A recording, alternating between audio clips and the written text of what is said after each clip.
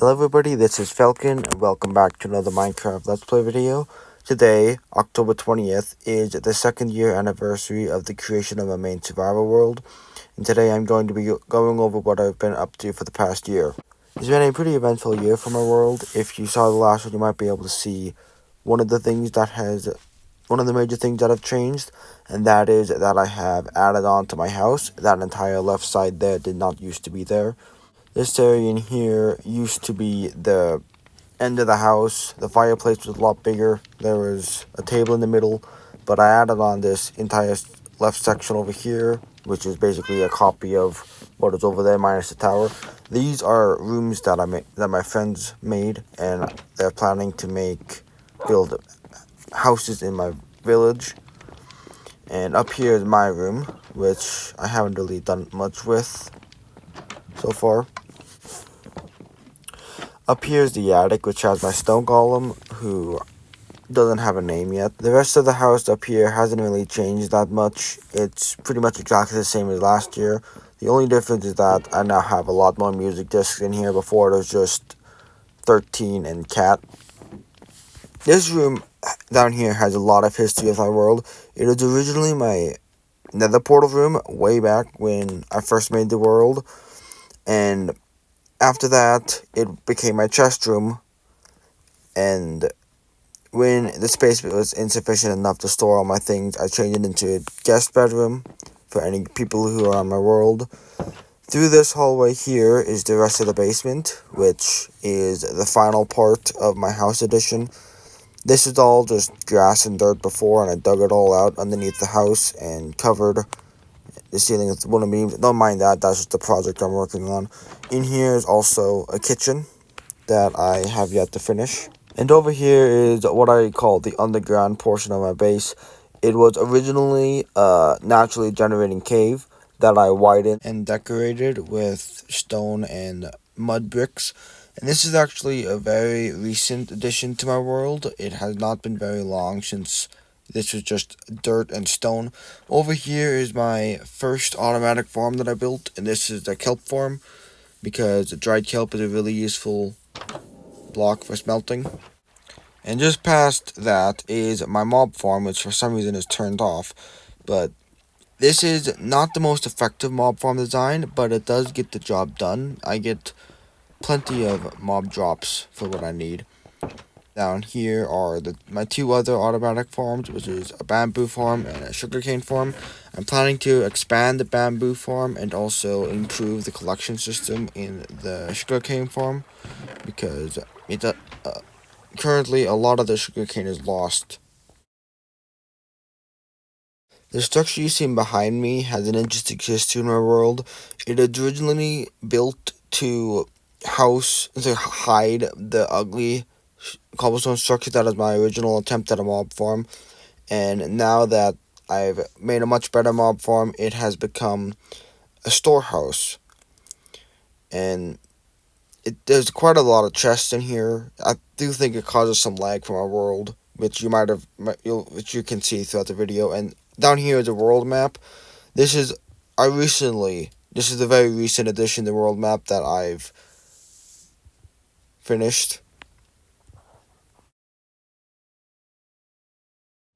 So for the longest time, my enchantment table was in a room underneath my house, which was destroyed when I built the basement. So I built this little witch house place which housed my enchantment table and my potions and my brewing stand and all that. It's not a very large build, but I like how it turned out. It's a pretty interesting looking build.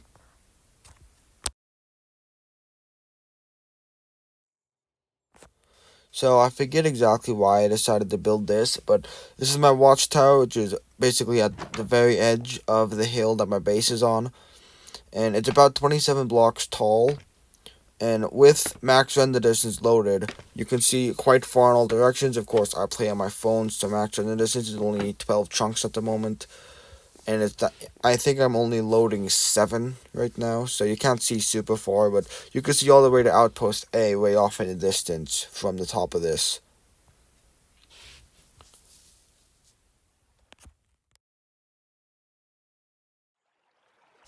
This build was in the video for the first birthday of my world, however I didn't cover very much, so this is the bridge I built to connect the main hill for my base to this hill over here. But this is my first major project. It's currently remained my most ambitious construction project ever in Minecraft, and I really love how it turned out.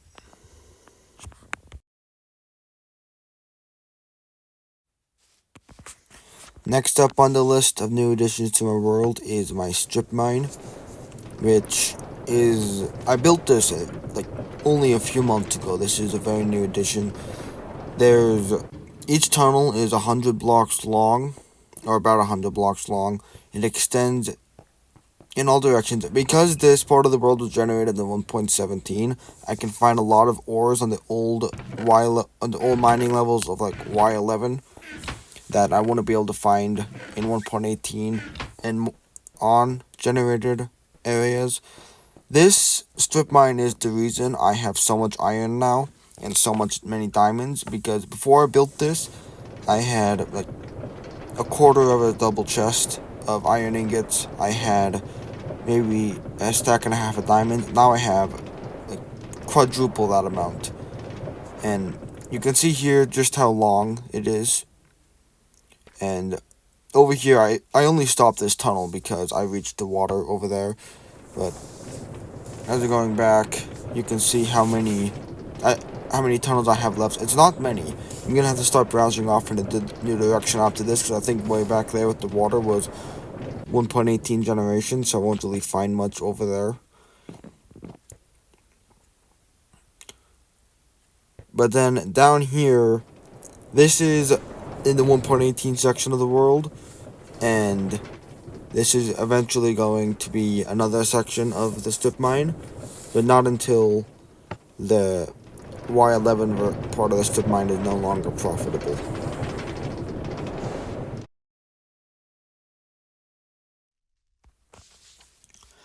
Now to move on to my nether hub. Not much has changed since last year. I mean, obviously, if you saw the last video, there's a little bit of difference with the placement of the way to enter this area here. I can't remember if this area was like this before. I know that this bridge was here, but I don't know if I put the deep slate bricks there before or after last year's video. This bridge here was sort of here. It was not complete. I completed it this year, but it wasn't complete yet. It is complete now. The idea is there is a ancient civilization that had a bridge across the nether, and this one is collapsed partially. This nether elevator is something that was in the last video that I didn't mention very much. I basically made this as an easy way to get down to the lava sea, and over there in the distance, well, not really in the distance, but right there, you can see there's a minecart track, and I'll get back to that. I've always liked the idea of something like an outpost, which is a small base separate from my main base. And my first outpost was Outpost A, which is my original base. And I built 3 more this year, but the first of those being Outpost B. To start out the 2 of Outpost B, there's this little boat here. I just built this because it's right on a river, and I thought it'd be cool to have a small boat docked here. Over here is the animal pen, which is just filled with 2 sheep. There's another portal there, and up here is what would have been the mine had I extended my stay at Outpost B, but I was only here for a few days, so there's not really much here. This sheep you can see up here it has been here since I first built the outpost, and unfortunately I killed it here, but this is just a creative copy of my world, so it's actually still there in game. And this is the main house. You can see that Outpost B was completed on November 8th. It's just like meant to be a small mountain lodge. There's some leftover materials from building it and some tools. You can see there's a little garden. And that is Outpost B.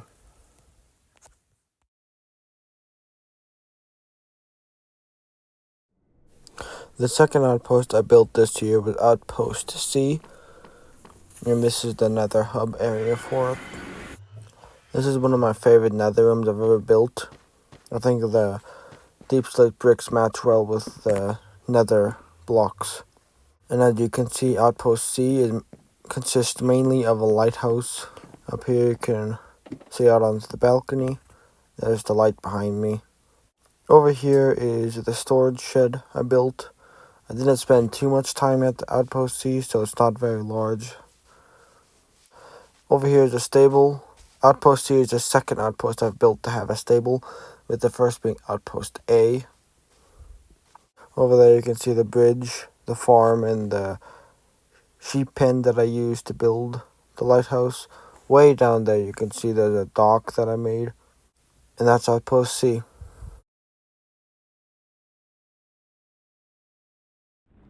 Earlier I mentioned another railway and said I'd get back to it. I originally built this railway in order to connect Outpost D to the main nether hub, since Outpost D is over 2,000 blocks away from my main base. And as you can see, it first goes over the lava sea, and then it goes through basalt delta. Now it's cutting through some nether wastes. Down there is the portal. And originally I made this portal because I liked the area it was in. It was like a bay in the nether sea.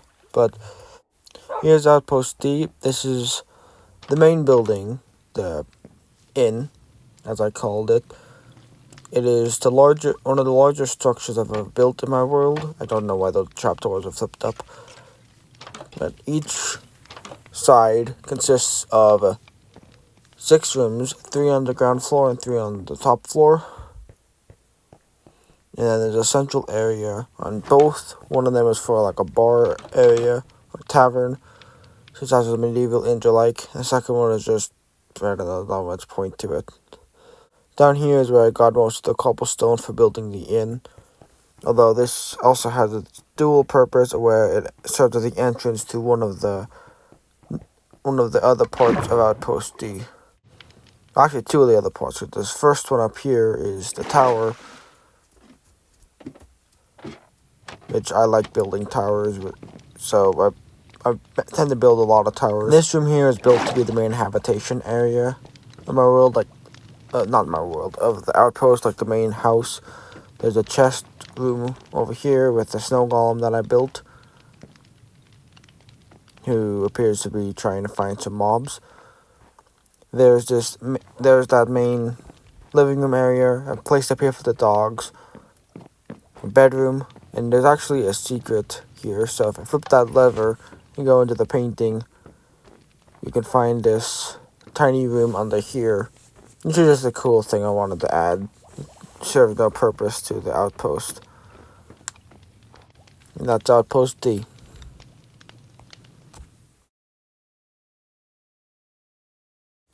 So, Stampy was my favorite YouTuber as a kid, and to honor that, I decided to build a Stampy's Hot Buns as the first building in my town.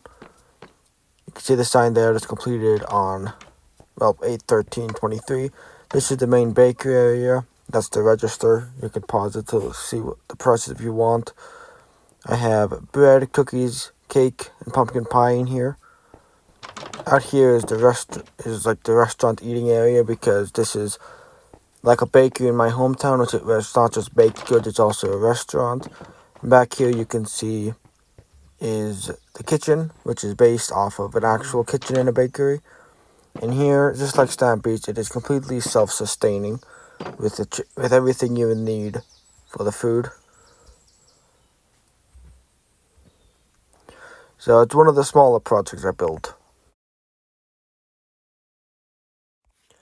Another smaller project I built was reconstructing a house from an old world that my friends and I had, which has since been lost. And because the world was lost, I built it as a sort of abandoned or haunted house.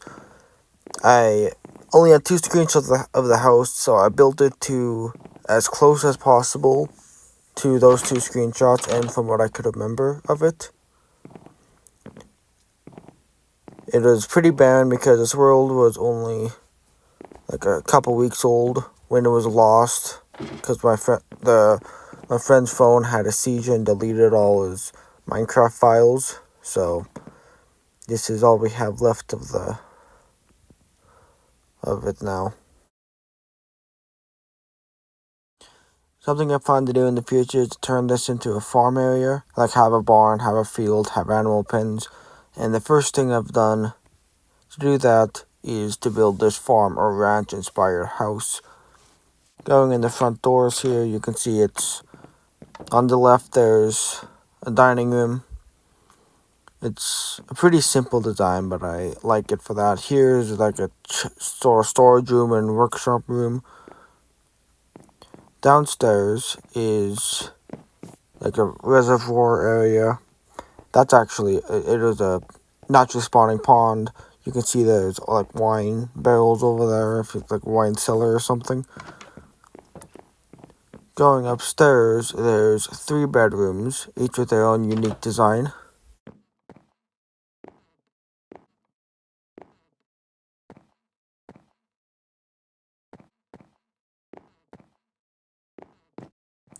Going outside, you can see I built a porch onto the rear of the house, and it's one of my favorite builds. This build has existed for a long time. Ever since I built the cemetery there, I wanted to build a church next to it, and I finally started doing that last year. It looked really bad because I tried to make it out of acacia logs to fit with the theme of the village. You can see there's still some acacia logs in the corners, but using the pillar blocks as siding is much better. This is in a near completed state now. I just have the steeple left to do, but everything else is complete. One of my favorite, less important builds that I made in my world this year was the statue of my character. It took me a long time to make, but I really like it. However, it serves a double purpose, or more accurately, the pedestal does. If I press this button here, if the redstone is working properly, this would be concealed, and then you press the redstone, and it would open it up. But for some reason, every time it loads in, it glitches out. But this area took a long time to dig out, and I'm now turning it into a sort of underground paradise area. You can see there's a forest over there, and I think I'm going to build a village in the middle, maybe a village for nitwits, since nitwits have no other purpose in the game. I might as well just build a village for them underground. This forest takes inspiration from an old build that I made in a creative world, where there's a mansion, and on one side of the mansion is a forest very similar to this. Over here is a bit of an underground lake. One of the first ideas I had for this space, once I finished excavating it, was to put a lake there. That's the skylight. It was originally regular glass, but it let in too much light, so I put tinted stained glass there, and then put some glow lichen over it so that it looks decent. Then back to the lake. This depression here is actually going to go down into a shaft eventually to go to a secret area. I'm not entirely sure what that secret area will be at the moment though, so I'm not gonna say anything about it. But this is the underground paradise. It's unfinished. It'll probably be finished for next year's. So there you have it, the last year of my world, Falcon's Utopia, in review. The rest of this video is mainly going to be memories, so if you don't want to watch that, you can just quit watching here, but it is gonna be some interesting stuff.